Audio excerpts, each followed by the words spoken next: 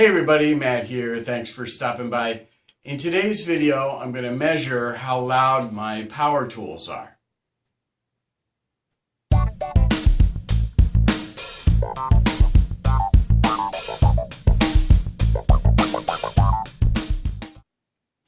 Before we get going, I just want to give you a little bit of background.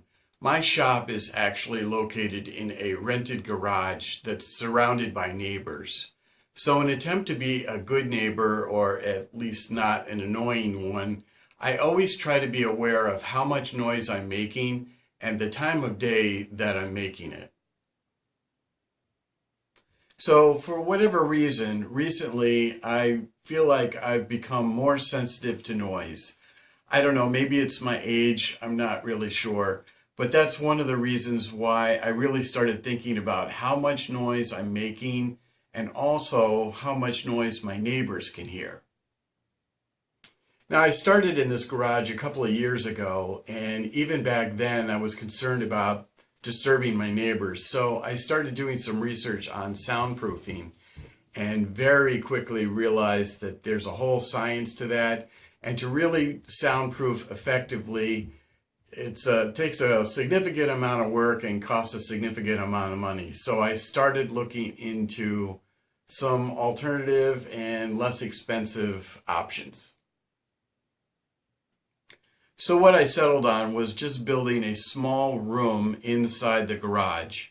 I built it out of standard 2x4s and standard sheetrock, nothing fancy. The whole idea here was to try and contain some of the noise inside the room so that the amount of noise my neighbors actually heard was a little bit less. I think this has worked reasonably well, but that's just a judgment call on my part. I've never really taken any sound measurements. So fast forward a couple of years to the present time, today, and I'm revisiting this whole subject over again, only this time I intend to make some actual sound measurements.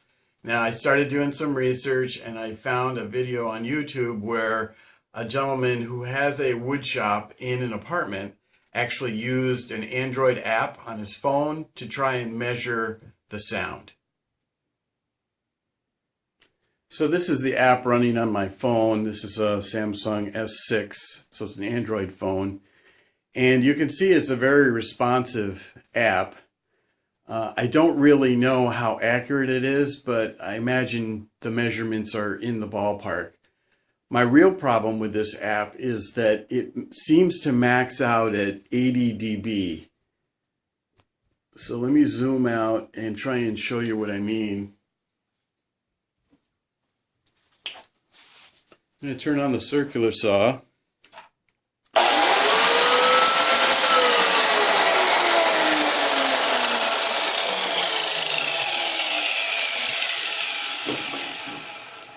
The measurement seems to max out at 80 dB, and I'm fairly certain that the circular saw is louder than 80 dB, so this app won't work for me. So I started doing some more research, and specifically I wanted to better understand how sound is measured, and also I wanted to gain some kind of an understanding as to how much sound or what intensity, what loudness of sound a person can be exposed to without hurting themselves or creating long-term or permanent hearing loss. So at this point, I want to make sure you understand I am not pretending nor claiming to be any sort of an expert on this topic. There's a lot to understand about it. It's somewhat complicated. So by all means, if you have some of the same questions, please feel free to do your own research. And if there's anything I've said in this video that you disagree with or you think I've misunderstood, by all means, do me a favor and leave me a comment. So from what I've read so far, it seems routinely accepted that a person can be exposed to about 85 dB or 85 decibels of sound for up to 8 hours without wearing hearing protection and not have any permanent long-term hearing loss. If someone's exposed to more than 85 dB of sound or for longer periods of time, then hearing protection is typically recommended. Now, dB is short for decibels. That's a measurement scale used to measure all sorts of things, including sound. So what I've gotten so far from what I've read, 85 dB for up to 8 hours with no hearing protection is basically the limit. When you start getting beyond that, you run the risk of damaging your hearing. Now, I'm certain that this kind of a generalization is going to spark all sorts of controversy. So by all means, if you think I've misunderstood this, please by all means leave me a comment so we can talk more about it. Now, for the human ear in air, like I am here right now, the quietest sound that I or typically any person can hear is about 10 dB, while some of the loudest sounds are around 130, maybe even 140 dB, and those are considered very painful. The other thing I've also learned, which just makes this whole topic that much harder to understand, is that sound is measured on this logarithmic scale, the decibel scale, because our human ears are able to hear such a huge range of sounds. So a sound measured at 80 dB can be perceived by the human ear as being twice as loud as a sound measured at 70 dB. So 80 dB is heard by the human ear and perceived to be twice as loud as the same sound heard at 70 dB. So it's a little bit confusing. Further still, sound has all kinds of other qualities or characteristics. For example, the sound from a tuning fork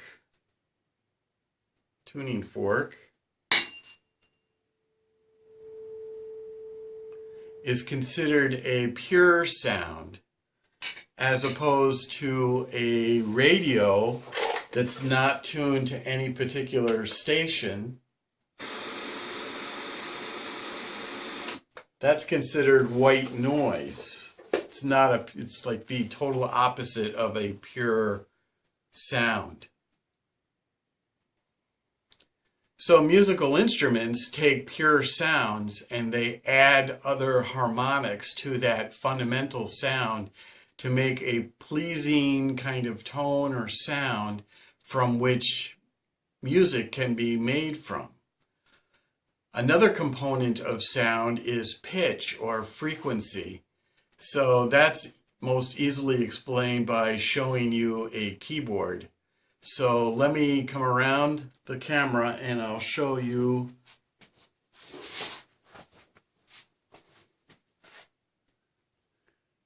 This is a piano app running on my other phone.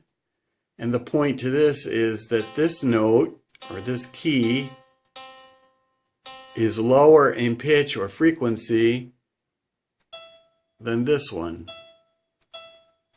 So sound has pitch or frequency as well as a whole bunch of other components.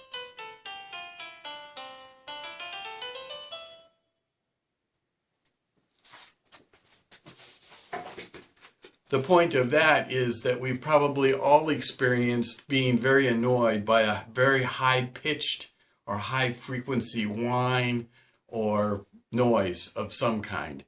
So there's all sorts of qualities in the sound that's being made, and that's part of what goes into determining whether or not someone's going to be annoyed by it or not. So back to the task at hand, measuring the loudness of my power tools.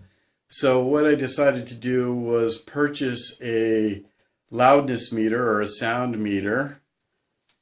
This is what it looks like. I got it from Amazon. I've had it for a little bit now, so I don't recall how much I spent for it, but I think it was under $100. The reason I bought this particular meter is because there's several different ranges that I can use to try and measure my most loud or loudest tools. The smallest range measures from 30 dB to 80. Going up one range, there's 40 to 90, 50 to 100, 60 to 110, 70 to 120, and then finally 80 to 130. So there's always a 50 dB differential between the softest sound and the loudest sound a particular range can measure. So let me go back down to the smallest range, and I will be silent for a minute, and we'll try and get the meter to measure down to 30 dB, which is the smallest measurement this range can pick up.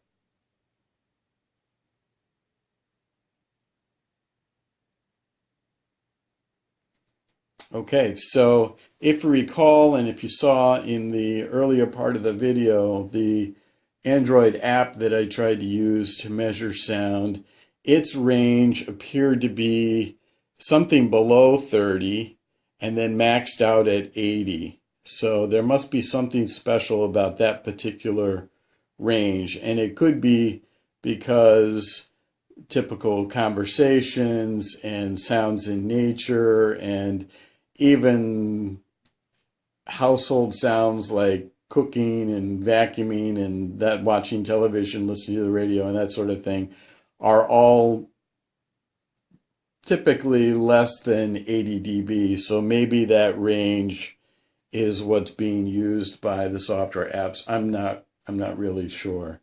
But for my purposes, it's going to be handy, I believe, to have the multiple ranges here to try and capture the loudness of some of my louder power tools.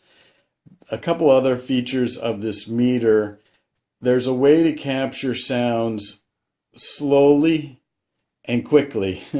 So slowly, my best understanding is that when the meter is set on slow, which it is right there, it tends to sample the sound several times before determining the actual measurement.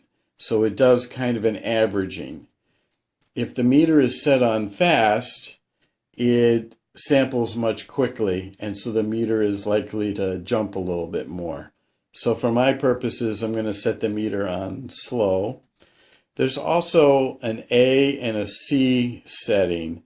So again, my best understanding is the A setting is used for sounds that don't change very quickly. They change slower than other sounds which change quicker. So what would be an example of a sound that changes very quickly? Well, maybe a hammer that hits a piece of wood or a piece of metal, maybe a car door slamming, maybe glass breaking, maybe a gunshot. So those kinds of sounds are very quick. They kind of spike and then decay very quickly. The kinds of sounds that I want to measure, though, are not that way. They're almost steady state kind of noise type sounds, like the sound of a circular saw or belt sander or what have you. So I'm going to leave it on the A setting, the slow setting, and I believe most of the time I'm going to be in the 80 to 130 range, but I might be down a little bit lower for some of my quieter tools. We'll just have to see how all that works out.